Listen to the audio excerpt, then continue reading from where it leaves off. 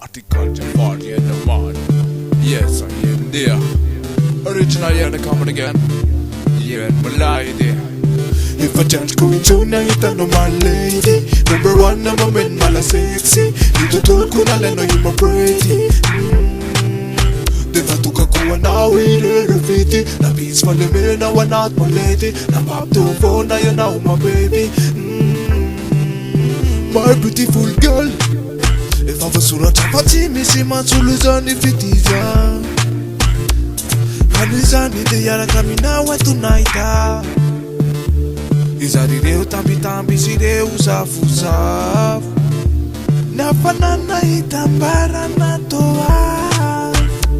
Like chicken malefaka to me a def.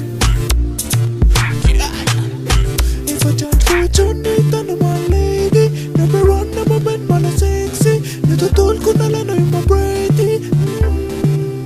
Then I took a kuha na with the graffiti. Na peaceful, me na one out, my lady. Na pop to phone, na you know, my baby. Ara reply on you, so say now. Izara fiana na uva. Uwetao Dinio, anadio. Chapa na ureteni mami nye na inuna. Uano Dinio, anadio. Chapa na ureteni mami nye na inuna. Uano. If a chance go tonight, I know my lady. Number one, I'm a man, mala sexy. Need to tool kunala, know you my pretty. If a chance go tonight, I know my lady. Number one, I'm a man, mala sexy. Need to tool kunala, know you my pretty. Then I took a kuha na with the graffiti. Na peaceful, me na one out, my lady. Na pop to phone, na you know my baby. Girl, if I was sura chapati, me see my tuluzani fitiza. Kanizani de yara kamina wa tonight.